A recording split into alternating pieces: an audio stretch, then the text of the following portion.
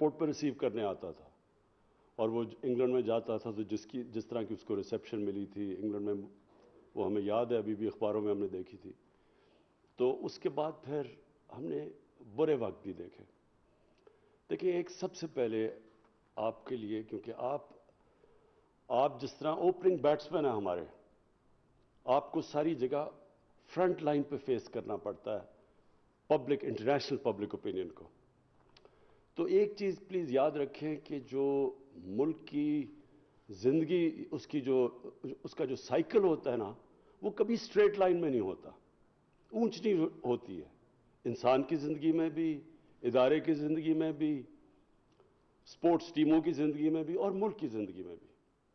तो ये जो हम इंसान की ज़िंदगी में भी, इदारे की ज़िंदगी में भी, स्पोर्ट्स टीमों की ज़िंदगी में भी और मुल्क की ज़िंदगी में भी, तो ये जो हमारा जो डाउन साइकिल आया, इसकी हमारी इसी मुल्क का कसूर है। हमें किसी और को ब्लेम नहीं करना चाहिए।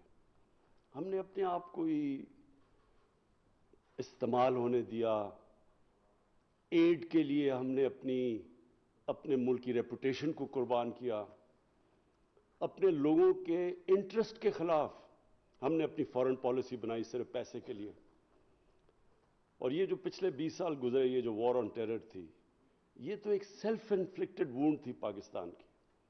क्योंकि मैं तो उस वक्त बड़ा करीब था डिसीजन मेकर्स के जब ये फैसले हो रहे थे कि हमें इसमें शिरकत करनी चाहिए ना, ये वॉर ऑन टेरर में। तो मुझे तो पता है क्या हुआ, क्या कंसिडरेशंस थी। और मुझे बड़े अफसोस से कहना पड़ता है कि वो कंसिडरेशन पाकिस्तान की अवाम नहीं थी, वही जो पहले भी कंसिडरेशंस थी 80s में जब हमने अफगान जहाद में शिरकत की। ज़्यादा बजाय ये कि कोई हाई प्रिंसिपल था या पाकिस्तान के लोगों के मफादात, अनफॉर्चुनेटली डॉलर्स थे। और जब आप इस तरह के फैसले करेंगे, ये अल्लाह का एक, जब से उसने दुनिया बनाई है उसके असूल हैं। आप जब अपने प्रिंसिपल से हट के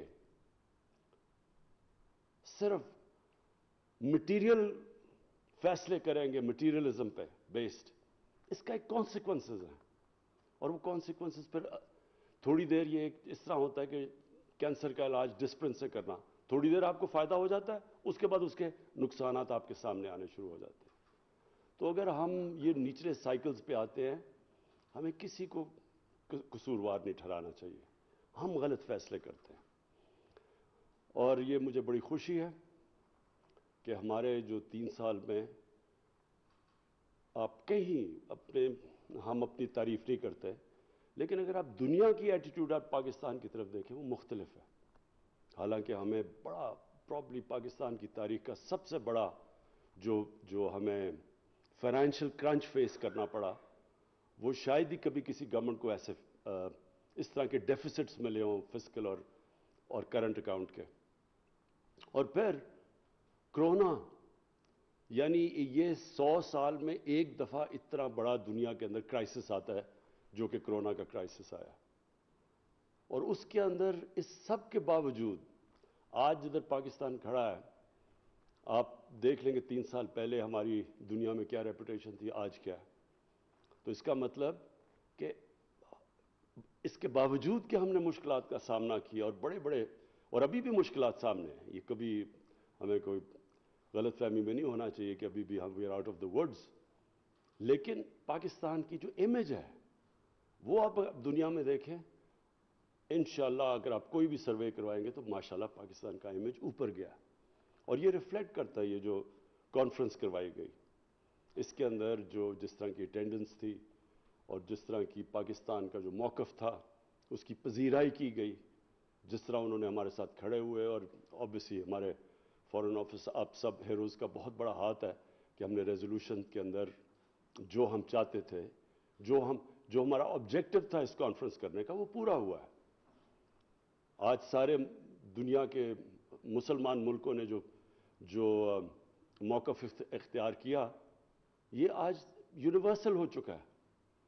आप यूरोपियंस की सारों की स्टेटमेंट्स देख लें, उनके मौक़िफ़ थे वो अब हमारे साथ खड़े हैं। यूनाइटेड नेशंस का बड़ा क्लियर मौक़िफ़ है।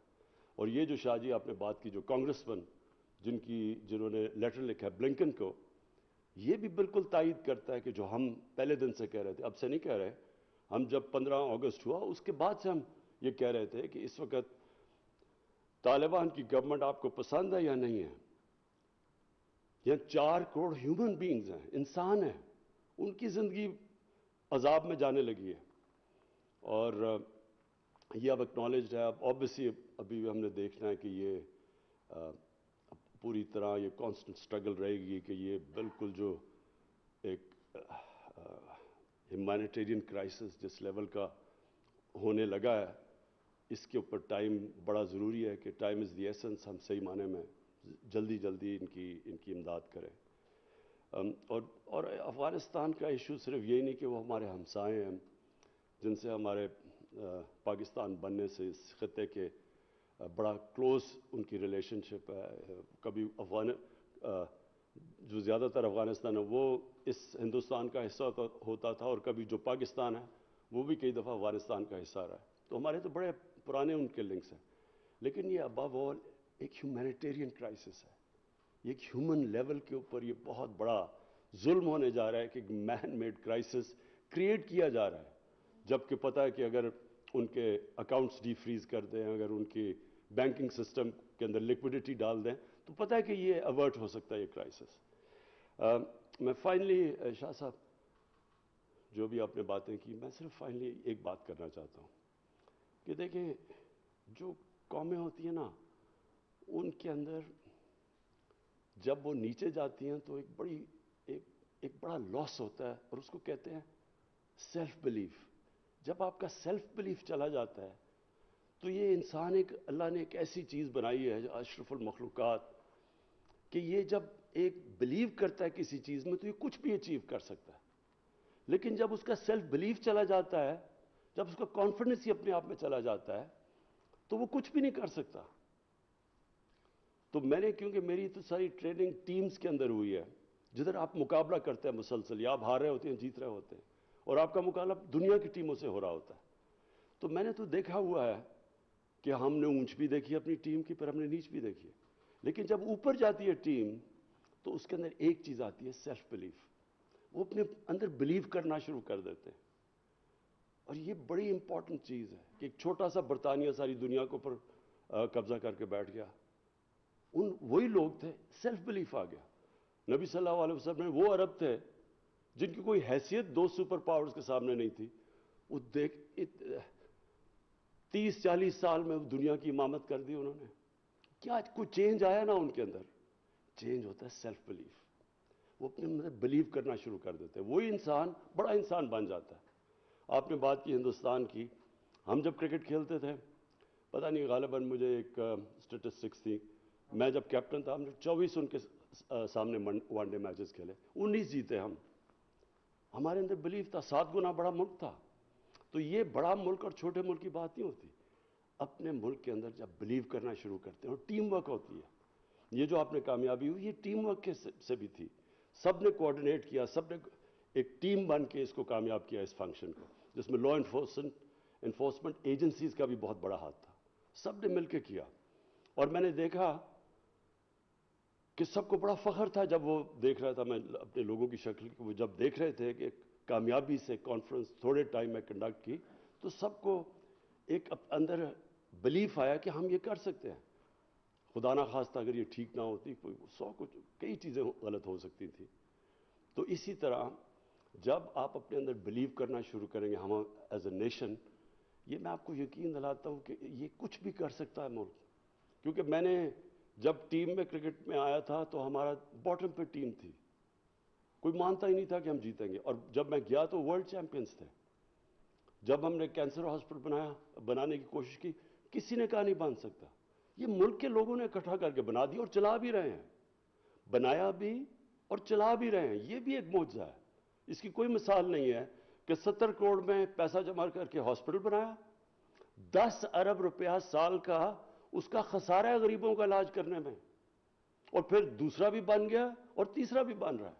یہ لوگ بنا رہے ہیں. زلزلہ آیا، ہر پاکستانی دنیا میں موبلائز ہوا. لیکن جب فلڈ آیا، جب دنیا نے نہیں مدد کی، جدھر بھی پاکستانی بیٹھے تھے انہوں نے کنٹریبیوٹ کیا. تو جب ہم ٹیسٹ کرتے ہیں اپنے ملک کو, اپنی نیشن کو, یہ ہمیشہ ٹیسٹ پاس کرتی ہے جو ماشاءاللہ آپ نے کیا. تو ہمیں ایک سیلف بلیف چاہیے. ہم جو بھول بیٹھے, جب آپ ہاتھ پھیلاتے ہیں کسی کے سامنے تو سب سے بڑی کیجولٹی آپ کا سیلف بلیف ہوتا ہے. یہ ڈپینڈنسی جو ہے یہ ایک انسان کے ذہن میں جب آ جاتی ہے وہ اپنے اندر بلیو ہی کرنا چھوڑ دیتا ہے. اچھا جی وہ فلانا ملک ناراض ہو جائے گا تو چلو جی اپنے انٹرسٹ ہم اپنے لوگوں کو قربان کر دیتے ہیں ان کے لیے, کیونکہ ہمارے اندر بلیف نہیں ہوتا. 22 کروڑ لوگ, یہ بہت بڑی طاقت ہے. ہم ہی اپنے اندر بلیو نہیں کر رہے. 22 کروڑ لوگ, کسی کا جو بھی پاپولیشن 22 کروڑ کا ہو اور وہ ٹیلنٹڈ پاپولیشن ہو, جس کے باہر, ملک کے باہر جو یہ 90 لاکھ بیٹھے ہوئے ہیں پاکستانی, ان میں سے اتنے قابل لوگ بیٹھے ہوئے ہیں, کیونکہ میرا ان سے انٹریکشن زیادہ ہے, ہر فیلڈ میں ایکسل کرتے ہیں وہ. آپ کو ہر پروفیشن ملے گا, انٹرپرینورز ملیں گے, ایکیڈیمکس ملیں گے, کوالٹی کے ملیں گے. تو ہم نے اپنے ملک کو یہ سسٹم ٹھیک کرنا ہے, میریٹوکریسی لے کے آنی ہے, رول آف لا. سب سے امپورٹنٹ چیز رول آف لا ہے. کبھی کوئی قوم یہ اپنے ذہن سے نکال دینا کہ کوئی بھی ملک آج تک رول آف لا اسٹیبلش کیے بغیر ترقی کیا, نہیں کر سکتا, کیونکہ وہاں سارا ایلیٹ کیپچر کر جاتی ہے. اور جب ایلیٹ کیپچر کرتی ہے ریسورسز کو, اور میرٹ, سب سے پہلے میرٹ جاتی ہے. جو اصل انٹرپرینورز ہیں ان کو بھگا دیتے ہیں, وہ مافیاز کنٹرول, کارٹلز کنٹرول کر لیتے ہیں. ملک آگے نہیں بڑھ سکتا. جس بھی ملک کی آپ دنیا میں اٹھا کے دیکھیں, سب سے زیادہ ریسورسز ہوگی ان کے پاس, غریب ہوں گے. ریسورسز میں امیر ترین ملک غریب ترین.